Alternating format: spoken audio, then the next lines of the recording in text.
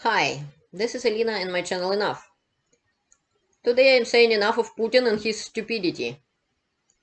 And we will talk today about Putin's speech on so-called Valdai discussion club and why we shouldn't bothering to listen to it or watch it. And I won't take a credit that I watched it all and now I'll tell you what it is about, simply because I trying to do as little stupid things as possible. And listening to Putin is stupid. Why? Because he's always lying. There is no point to listen to his speeches. Very little point. And I'm kind of grateful to channel Popular Politics, which created by Russian oppositional leader Alexei Navalny, who is in jail right now for fake, false accusations. He's a political prisoner in Russia, and he's fighting from inside the jail. And I'll show you a couple pieces of Putin's speech and you will understand why there is no point to listen to it. Basically, what I want to tell you today, it's partly about Putin and what is in his mind. Also, where Putin gets stupid ideas from and how to deal with Putin. Because as far as I can see, some Western people doesn't know who Putin is. They don't know what to do with him. And some obviously thinking there are possibilities of discussions with Putin or something of that kind, and it's a big mistake. So that's why I'm wasting my time in talking about Putin and his speech in Valdai. Okay, we will see a little bit of what he has to say, but first I want to tell you about this is Guardian News, for instance. They posted a bunch of Putin's speech and so on. And I really don't see the point in it. Putin is a terrorist. Terrorist who started aggressive war in Europe, in Ukraine, who killing and mass murdering people there, who is doing terrorist attacks like on Ukrainian cities, who is bombing the basically a third of power plants in Ukraine destroyed by Putin. So in front of a winter, he want to leave whole country without electricity, without water, without anything, to murder a bunch of civilians and pretending he has some sort of a ground to stand on. There was no point in this war whatsoever. And we will find out a couple reasons why Putin has that war in the first place. But providing him such a platform, no one in normal mind negotiating with terrorists. Basically, like not really negotiating. There are some talks with terrorists trying to get out hostages and stuff like that. But this type of stuff doing trained people. And rule number one, you don't provide a platform for the mass speaking for the terrorists, period. And rule number two of negotiators and their tactics, you don't allow presidents or first person in the country to speak to the terrorists because there is no room for negotiation then. And in case with Putin, foreign news who providing him a place to speak, it's like somebody took hostages in your country in some sort of a, I don't know, movie theater, God forbid, and you providing them an opportunity to talk to a whole bunch of people in your country on a national TV and something like that. This is plain stupid. And look what's happening. Well, this is my comment. And whole bunch of trolls showed up. One of the few remaining true leaders and a real honest politician. God, what place you're from? Of course. Doesn't have any content, doesn't have picture, doesn't have nothing. Nothing about that person, period. And so is about everybody else. The leader seems to have telling the truth. Oh boy, why did you decide that? Where did you see that Putin ever told the truth, let alone now? Nothing he said can be proved. There is no any proof whatsoever in anything. And bunch of trolls showed up immediately. None of them, majority, doesn't have anything on their channels, nothing. So this is bunch of trolls. Yet I bothered to argue with a couple of them, which wasn't smart either. I'm not always smart, you know. So this is the channel Popular Politics, and it said breaking news, Putin's speech on Valdai's forum. Let's see what he has to say. I'll translate for you myself. I won't wait for somebody else to translate it. I'll do it myself. Okay, let's listen a couple things. И зачем надо было в этих условиях проводить кровавый антигосударственный, антиконституционный переворот? Line number one. Well, number probably 1,000,001. He's talking about Ukraine and about what happened there after Maidan and that government was formed and so on. And he's saying why they will need to do that anti-constitutional coup, bloody anti-constitutional coup. What is he talking about?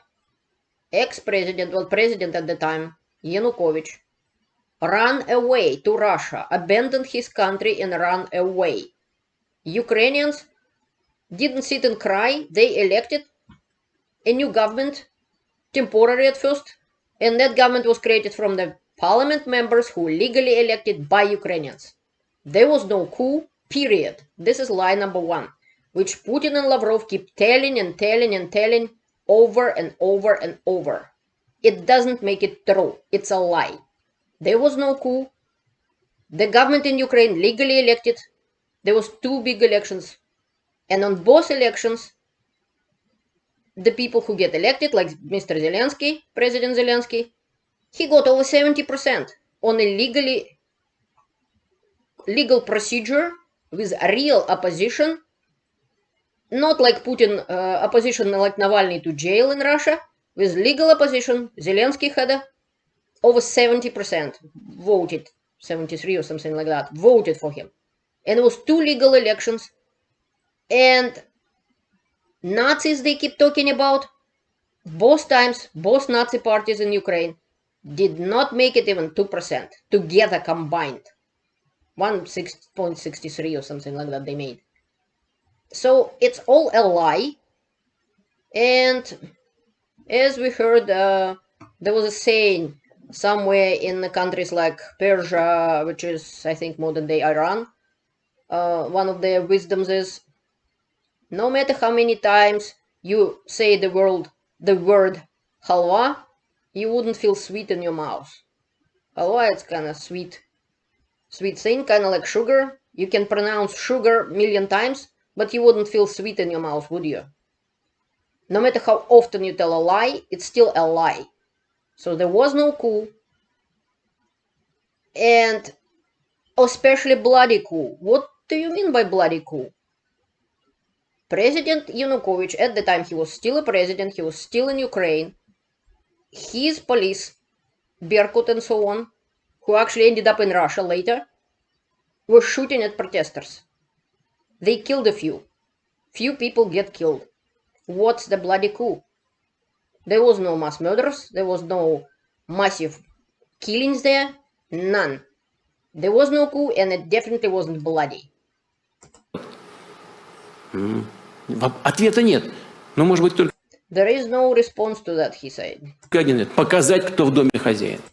The only thing I can come out with, he's saying, it's to show who is the boss in the house, who is the owner of the house, who is the master of the house. Всем сидеть, извините меня, перед домой прошу извинения, всем сидеть на попе ровно. He's saying, he's apologizing to women for using a bad word. He's saying everybody should sit on their butt straight. И не крякать. And don't make it sound like a duck. Just sit and shut up, he basically saying. The whole point is to show who is the boss. Why do I... Будет так, как мы скажем. They will be how we say that it will be. Но вот по-другому я просто не могу объяснить эти. I can't even explain those in a different way. he's saying. And why did I show you that piece? I did it on purpose, because it's one of the reasons Putin is lying about Ukraine. But by saying that, and by the way, how he's saying that, and because I have other proofs to that, he just provided you the second reason why he started the war in Ukraine and why he did the full-scale invasion in 2022. One of the reasons, he said on the previous economic forum sometime in the past, I have a video about that, when he was saying about Peter the Great, the Tsar, Peter the Great, which Russians call Peter the First. Putin wants to be a Tsar. This is one of the reasons. He has imperial ambitions. He several times said that USSR, the collapse of USSR was one of the biggest geopolitical catastrophe, something. And he keep repeating that stupid idea again and again. USSR was an evil, evil country. And collapse of USSR, one of the greatest things happened. It's kind of like collapse of Nazi Germany. But for Putin, it's a catastrophe, of course. He wanted to be a world leader. He wanted to be on the same scale as the world leaders. And he's not. Why he's not? It's because he doesn't deserve it. He got the biggest country in the world on the silver platter given to him. Russia is a very rich country with lots of resources. And what Putin did with it? Nothing. He turned it into nothing. Right now it's international pariah whose economy is collapsing, whose army is poor and could not even, the second army in the world it was considered before the war in Ukraine, now it's nothing. He doesn't have troops, he doesn't have ammunition enough, otherwise he wouldn't go to Iran like a beggar begging them for drones or ballistic missiles and stuff like that. He destroyed Russia. Russia is on the verge of collapse in pieces. That's what Putin did to Russia. That's to the trolls who are writing underneath of that video of Guardian news. That's what Putin actually did to Russia. When he gets so much, and instead of creating normal democratic country, which everybody could have lived wealthy, include Putin, people could live good in Russia, and people would want to come to Russia, and people would want to open businesses in Russia. Yet what Putin did? He destroyed it. Very soon Russia gonna be a doormat for China, because China would be probably the only, maybe India also, the only countries who actually Russia will be able to sell its oil. And since Russia doesn't have any pipelines going there or anything, and China would be the only customer, Russia would sell it for peanuts. Pensioners starving. Russia has still schools which doesn't have hot water or warm toilets. Over 1,000, I think 600 something schools in Russia doesn't have warm toilets. That's what Putin did to Russia. That's what glory leader of Russia. And if there are foreigners from democratic countries who's stupid enough not to verify the words of foreign leader who lied to them as much as he lied to his own people of his country, well, I don't feel sorry for them. I really angry about that, because at least for Russians there is somewhat excuse. They were brainwashed every single day since the day they were born, since the day before they were born. In USSR we didn't have internet. We couldn't find much information except somebody secretly was listening to Voice of America. Right now information is everywhere. And nowadays, after 8 months of war in Ukraine, after destruction of a whole bunch of cities in Ukraine, after Bucha, still believe in that garbage? Need to be really stupid to do that. So anyways, here Putin asking very good question. Why the West need to do coup in Ukraine? It's kind of repeating what he just said, but exactly why? Many people in the West before the Russian invasion to Ukraine in 2014 didn't even know about the existence of Ukraine. Well, they kind of heard the word Ukraine. Many of them couldn't find it on the map. They did not. and never need Ukraine for anything. Putin did, because he wants to be a czar and rule the world. So this was one of the reasons. And the second reason, he just said in the video I just showed you, Ukraine understood at the time in 2013, at the time of Maidan Square, the protests on Maidan, they wanted to have an agreement, trade agreement with Europe, nothing more. There was no question about joining NATO. Nobody was attacking Ukraine then. Ukraine wouldn't even dream that Russia could attack them. Budapest Memorandum was signed by Russia, by United States, by UK. Ukraine gave up their nuclear weapons to Russia, and everybody agreed that they're gonna protect Ukraine. Ukraine didn't even worry about going to NATO. Ukraine wanted a trade agreement with the West. Why? With Europe, with European countries, European Union. Because all the countries in European Union live better than Ukraine. That's what Ukrainians wanted. And Yanukovych, after meeting with Putin, threw that agreement in the garbage. That's why people went to Maidan. They wanted to defend their future, the future of their children. That is why they risked their life and they came there. They didn't know they're gonna get shot at. And Ukraine protested. Yanukovych ran away, dumped his country, and he ran away to Russia. Okay, Ukraine elected other government and Russia started the war in Ukraine by annexing Crimea and couple territories on Donbass, which they later called themselves Donetsk People Republic and Lugansk People Republic. Before that, nothing was happening. There was no murders. And Putin was so upset. He's such a pitiful little person, not just by his height, but I mean by his, as a person, he doesn't have any moral standards whatsoever. He was so upset that his monkey, his puppet, Yanukovych, was so coward, Putin was angry at him, who ran away and left his country. That's why Putin created his head idea that Yanukovych was thrown out of Ukraine. That is not true. But Putin still, over 8 years later, couldn't forgive and forget that. Not like he has to forgive independent country of Ukraine by doing what they think right for them. But he's so offended. He's such a little person that he's so offended by Ukraine not begging Yanukovych to come back,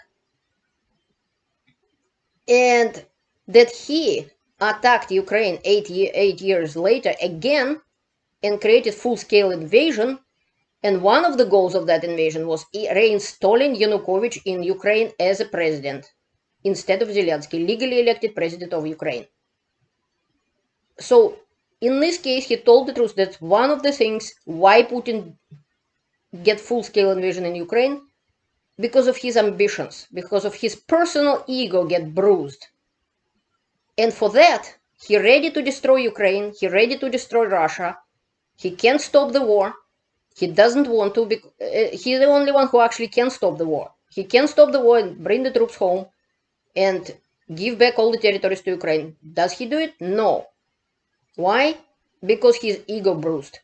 And because his life is in danger now. If he loses the war, he will lose the power. If he loses the power, he will lose his life.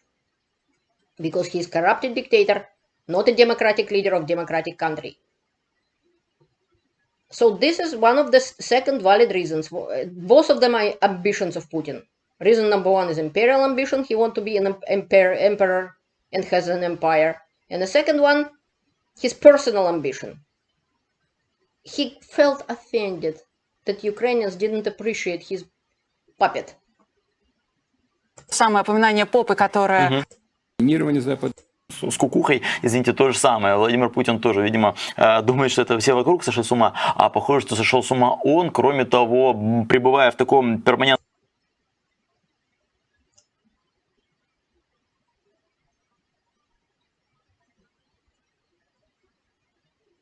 Раздельного доминирования Запада в мировых делах завершается. Уходит в прошлое однополярный мир. Мы стоим на историческом рубеже. Впереди, наверное, самое опасное, непредсказуемое и вместе с тем важное десятилетие со времен окончания Второй мировой войны. Putin is saying that, that's the second piece I wanted to show you.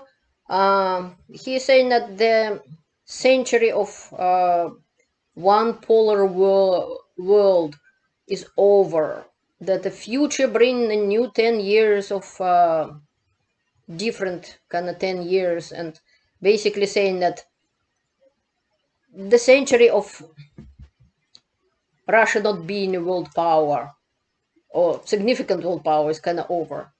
He keeps saying that stupid things about one polar world and this and that. It's only in his mind, in his sick, twisted mind. He creating some sort of stories about geopolitics, using some fancy words about that. Nothing of it is relevant or true. Russia is an insignificant country, not because of the size or a nukes. That's the only one going for it. Because Putin could not build a good life in Russia for Russians or for anybody. He did not build a good economic climate for people who wanted to open businesses in Russia, that people want to travel into Russia, because Russia doesn't have law.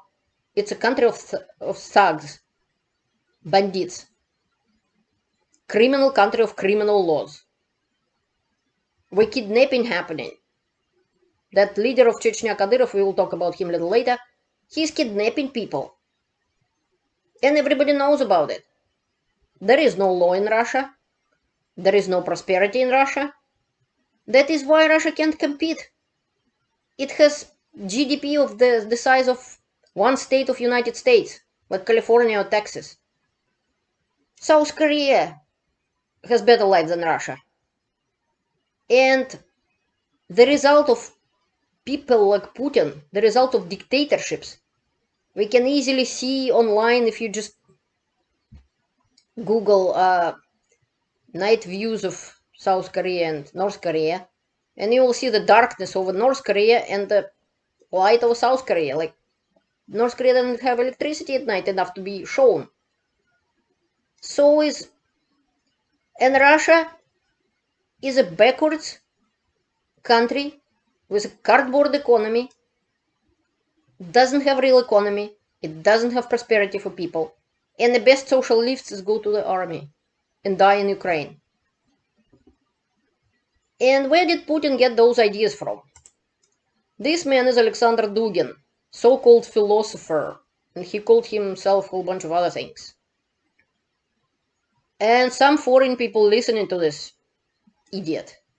Like, I can't call it smart. He's an idiot. Enough to watch him a few minutes to find out that he has stupid ideas who was centuries ago, and the politics of Putin, by following his ideas, literally throwing Russia into 1900s or 1800s. He's thrown Russia back to USSR, to 1930s of USSR, or 1940s. That's what Putin does, by listening to the stupid ideas of Dugin, for instance. Let's see how much time do you need to find out that he's stupid. Let's watch that. This is BBC broadcast. Dugin says we have our special Russian truth. Believe it or not, like he said it himself, just listen to it in English. Well, everything is relative, and we in Russia, we could use postmodernity in order to explain to the West that if any truth is relative, so we have our special Russian truth that you need to accept as something that maybe is not your truth. Even if it's not true. But if the truth is relative, that doesn't mean that the truth doesn't exist. Yeah. That means that absolute truth, one for all, doesn't exist. Let's take an example. If you watch Russian television today, you'd think... Basically, he's saying the truth is kind of relative. It doesn't exist. There is no truth. It's a matter of opinion. And Russia has its own special truth. How stupid is that? Like, do you need to listen more of that? Okay. Let's see a piece of on the same thing here.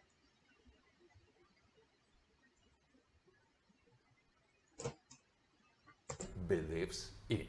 So if enough people believe it, it'll become true.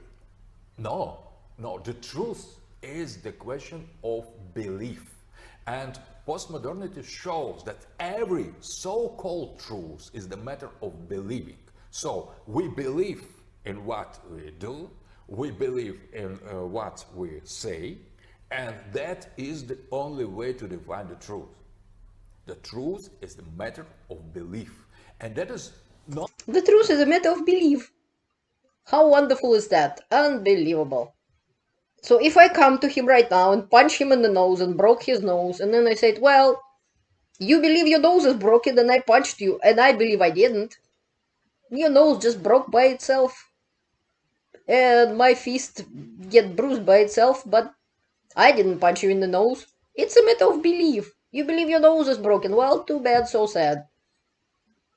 Another piece, another couple minutes I heard from him. It was about a thing which people believed centuries ago. Right is might, or might is right, I would say. Who is stronger, he is right. So if you're strong, you can do whatever you want. To the people who are weaker than you, you can grab their property, you can rape their wives, you can do whatever you want. People believe in that garbage centuries ago, and they find out that it's not true. That it's society, well-developed society, don't live by that law. It's a law of thugs, the law of bandits. It's not a law of civilized countries and civilized people. So that's where Putin get his ideas, that if he is a nuclear power and he has nukes, he has rights to do what he wants. And everybody else is supposed to agree and, as he said, sit on the butt and don't quack. And what it leads to, I wanted to show you a little bit what Kadyrov has to say. There is some Twitter about 40 Kadyrov forces were killed and another 60 were injured in Ukraine by, well, because they were TikTok warriors. They were stupid enough to post a bunch of stuff on social networks, and of course they get whacked. What did they expect gonna happen? В любом случае, Аллаху Акбар. That's what was happening right after that bombing and stuff like that. That's the survivors and so on. And Kadyrov got so upset. He is challenging Putin for power in Russia, basically. He calls for jihad across all over Ukraine. So Russia attacked Ukraine. His troops came to Ukraine to kill people. And then, oops, they get killed. But boy, oh boy, it's fault of Ukraine. Let's punish Ukraine for that. So he called for jihad. We have volunteers who will go to the end and will decide not to defend, but to go on offensive, said Kadyrov. That's what he has to say. This is, I'm showing, this is the truth what Putin believed in. This is what Putin actually wants and what he actually thinks. Их уничтожаем, да, и будем уничтожать, да. Я вам даю слово, да. Мы будем нападать на них каждый день, и каждый день будем уничтожать их, да. Я вам даю слово, да. Будут у нас показатели, да, такие, что им мало не покажется, да. Мы этих шайтанов, да, не будем брать плен, да. Будем сжигать их, да. Не остановимся нигде, да. Наша территория, да, не Запорожье, да, не Херсон. Наша территория Одесса, Киев, Харьков, все, да, регионы, да. That's what Putin believes. All the region is Ukraine, is our territory, Russian territory. Just Kadyrov talked for Putin this time and said what Putin actually believed in. And so, how to treat Putin, how to deal with Putin? Putin is a terrorist. So number one, don't give him a platform to talk to people in your countries. Number two, be as strong as possible.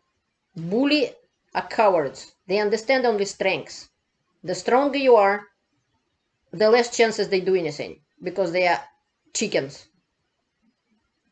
If you are a woman and if you are leader of the country, you have to be 10 times stronger than men when dealing with Putin, because he considered women is nobody. And he thinks he's so much stronger than you are that you have to be way stronger and present yourself as strong as possible. There is no point to pleasing Putin. There is no point to thinking that you can negotiate with him anything. He does not negotiate. He's giving you an ultimatum. He's dictating you. And if you allow that, it's gonna continue. The Western world allowed Russia to do that and Putin and present himself as some sort of a big shot to Russians because West didn't challenge him enough. Not in 2014, not before that. They did let him to get away with stuff. They did let him to take Ossetia, South Ossetia. They let him to do bombing in Syria and using chemical weapons and everything. That was a big mistake. He wasn't challenged. He wasn't slapped in the face and said, know your place. You don't do that. Only strengths. And another thing need to be done is to explaining people in the free world the lies of Putin propaganda, explaining why he's lying with proofs and everything. Don't rely that people in your country know everything already. They don't. Many of them don't know much about the war in Ukraine. That is why I created my channel Enough, which you're welcome to visit and you're welcome to see information about the war in Ukraine with facts and proofs. Otherwise, even smart people like Elon Musk saying not smart things because they just simply don't know enough about that. And I'm helping you with that. This is why I created my channel. So stop believing in Putin. Stop listening to his lies. It's useless and pointless. Thank you for your attention and have a great day or evening. See you later.